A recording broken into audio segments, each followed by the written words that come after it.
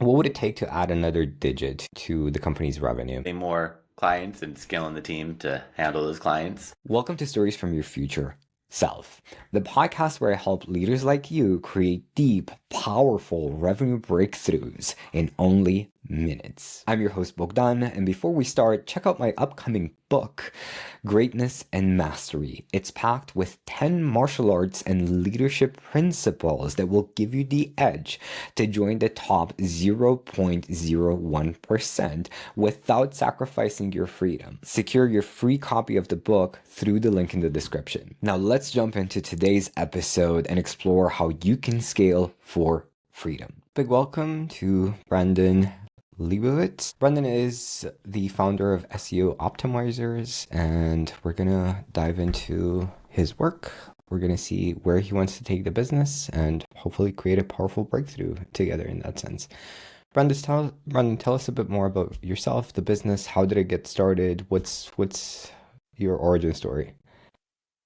My name is Brandon Leibowitz, and I've been involved with digital marketing since 2007. I kind of fell into it after I graduated from college and got my degree in business marketing. And one of the first jobs I got out of school was helping a company with their SEO, which I didn't really know much about it. Back in 2007, they didn't really teach it to you in school. And I let the company know, and they said, don't worry, we're new to this as well. And we're going to learn with you and take you to classes and workshops and seminars. And after doing that for a few months, I realized everyone's probably going to have a website in the future, and SEO is a great way to get free traffic.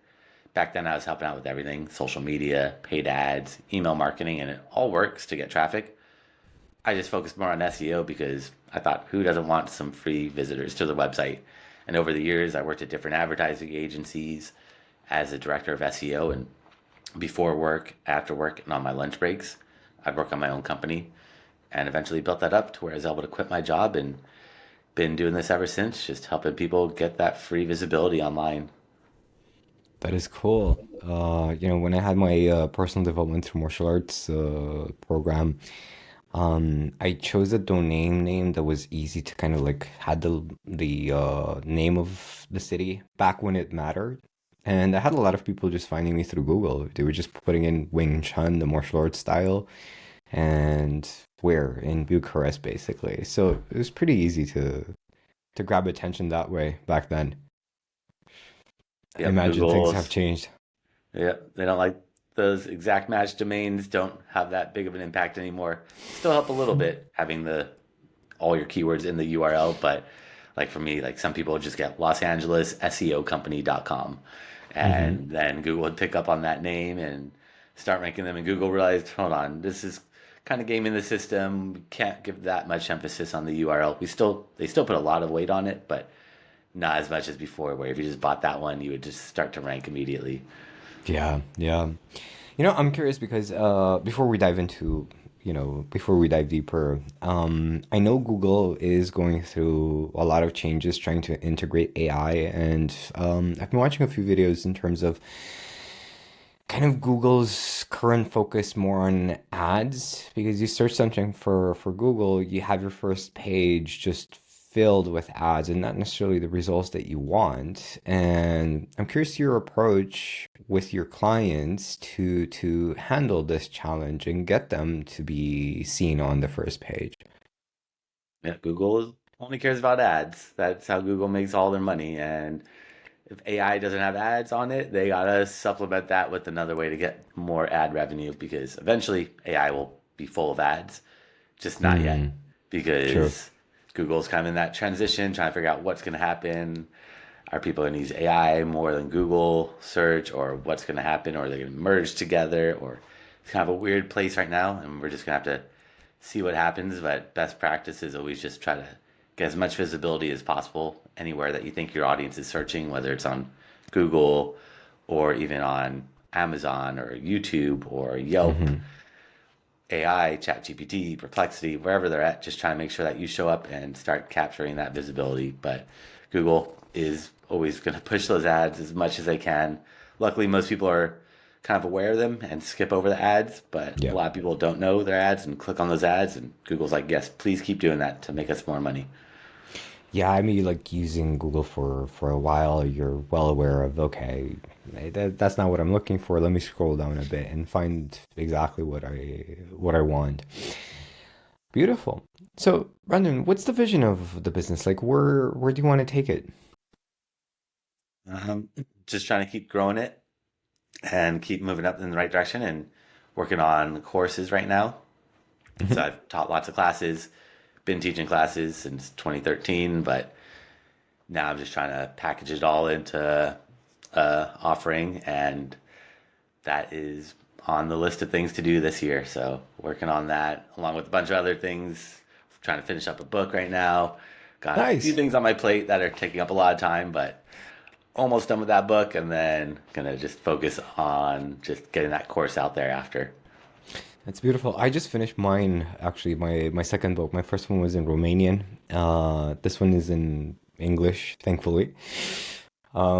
It's 10 martial arts plus leadership principles that give you the edge to join the top 0.01%. I'll send it to you because it's free. It's always going to be free. I think it would be a fun read. Now, let me ask you an expansive question. What would it take to add another digit to the company's revenue? Just well, getting more clients and scaling the team to handle those clients. Just Hmm. pushing more of my marketing, my SEO, or pushing more these podcast interviews and just trying to get more visibility and exposure. But then I just have to keep scaling accordingly. Hmm. Hmm. Beautiful. Something I've been focusing a lot more personally since I wrote the book, is distribution and partnering with people who have my audience, but don't necessarily have my skills or my service. Right. So, for example, I interviewed Thomas Ellsworth for the book, who is the co-host of the PBD podcast. I interviewed Jeff Chan, has a huge YouTube channel. So basically, this is one of the ways we are expanding our distribution. Is there something in that sense that you could do to partner up with key people that already have like a huge portion of your audience?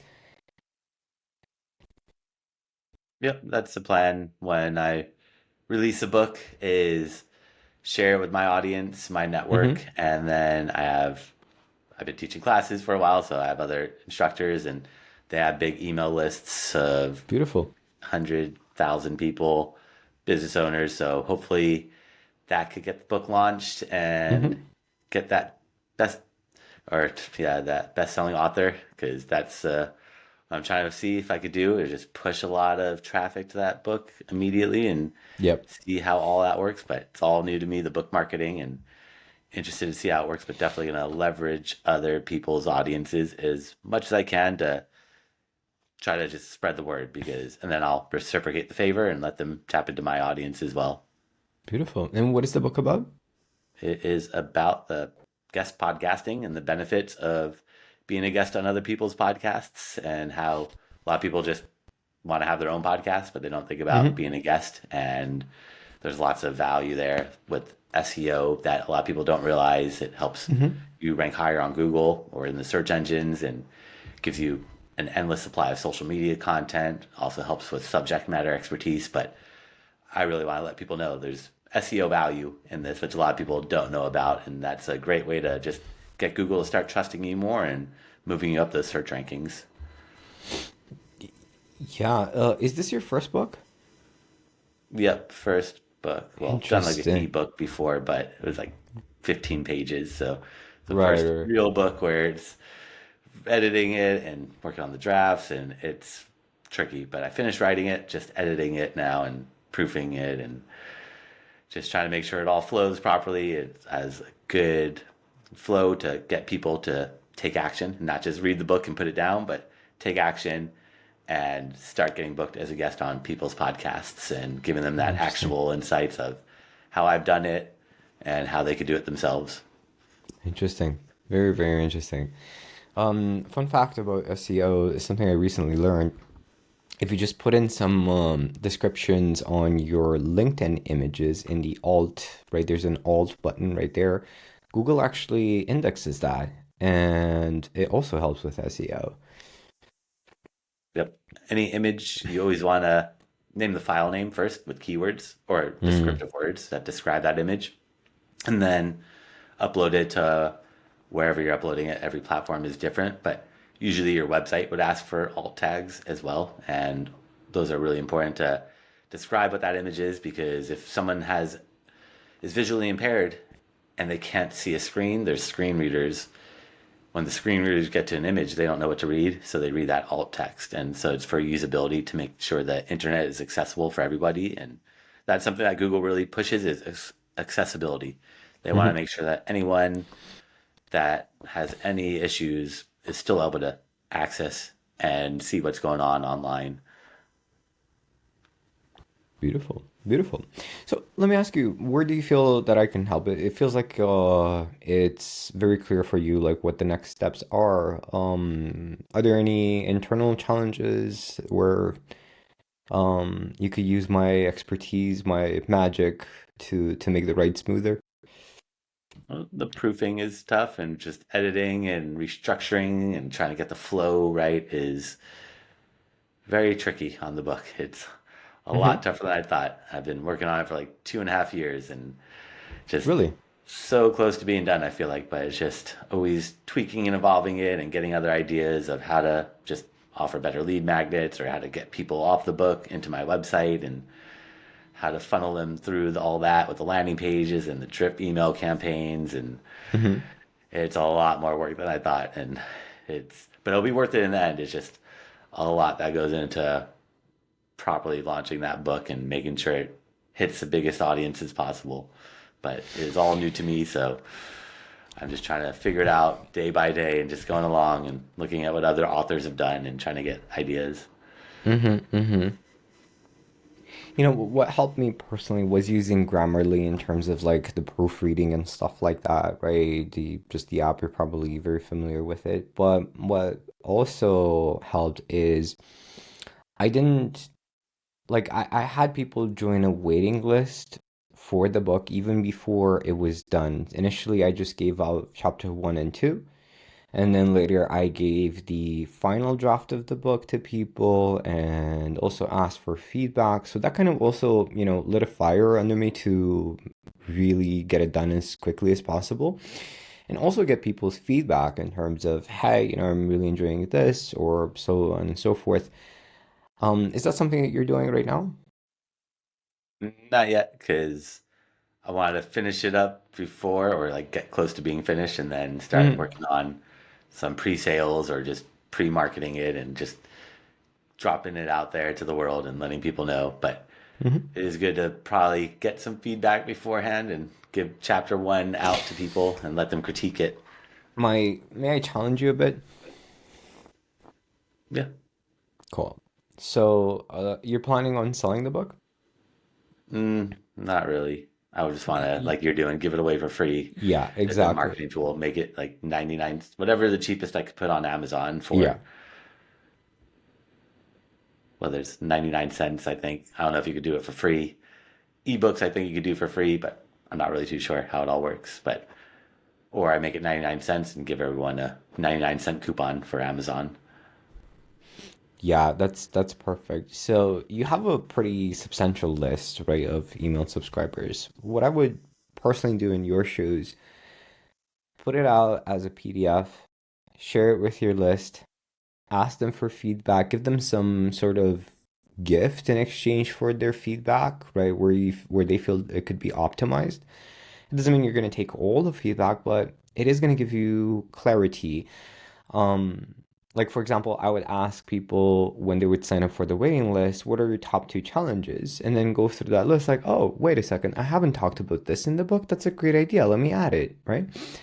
A lot of experts make the mistake of creating in isolation, and it leads to I did this with my martial arts. I created six different martial arts courses without asking anyone if they wanted them, if they liked the idea, right? If they would buy it and stuff like that, and then I would pray. And I never made more than $100 a month from 6 martial arts courses. Huge lesson. Now I never create anything without selling it first, quote unquote, and then asking for feedback from my people, from my audience. I think that would be extremely valuable for you to play around with. Yep. Yeah, no, it'd definitely be helpful to get some ideas, get some inspiration, and see what's really going on. But in my classes, a lot of people have said, well, I've taught free classes. They're like, I love your class. I've learned more in your free class than I learned in this mastermind that I paid $10,000 for and Right. spent 8 weeks in. And mine was just a 1 hour class. So I'm like, all right. And lots of people have told me this. So I feel like there's a need for that course. And I just need to get that out to the world, but need to test it out too, like you said, before I just build everything what I think is right. Let me show it with other people and get some feedback and see what they're thinking, if it's too complicated or if it's not going deep enough into some of the technical issues. Yeah, yeah. 100%. 100%. Beautiful. Brandon, where can people learn more about your work and how to optimize their pages? And actually, before that, who are your ideal people? Who do you generally work with? It's not really any niche, it's just local businesses primarily, or e-commerce type of businesses are the Mm-hmm, two mm-hmm, more mm-hmm. popular ones, but can pretty much help anyone for the most part. I have to look at every website and make sure that it is doable. Got to look at your website versus the competition and figure out what the disconnect is, because with SEO, it's not a one size fits all. We're trying to beat your competitors and not beat Google, because Google changes every day. But whoever's on that first page of Google, we need to look at what they've done and how can we do a better job of it. Beautiful, beautiful. So where can people learn more about you? So I create a special gift for everybody if they go to my website at seooptimizers.com/gift. They can find that gift there along with my contact information and the classes I've done over the years. I've thrown up for free so they could see step by step how to do a lot of stuff that we talked about today. And also, if they do have a website and want me to check it out from an SEO point of view, they could book some time on my calendar for free there as well. Awesome. So, just for context, I'm looking at the gift right now. Guys, you get 40 plus free ChatGPT prompts for SEO to improve your SEO. So, that's pretty exciting because really, if you don't prompt AI properly, you're gonna get subpar results, right? And then having like Yeah, an actual expert to look at the output is very, very powerful because Brandon will see very small things that make a huge difference that somebody to the untrained eye remain invisible. that's where I go in and look at the code and find that low hanging fruit of little tweaks and changes that are going to help have a big impact and move you in the right direction. Beautiful. Well, Brandon, keep us posted. Let us know when the book is done and ready. And let's stay in touch and do this once again in a few months. Definitely. Thanks for having me on. Beautiful having you. Greatness and Mastery await. So don't forget to secure your free copy of Greatness and Mastery through the link in the description. It's your guide to leading with confidence and clarity. Be sure to share this episode with a friend and keep striving for mastery. I'll see you in the next episode.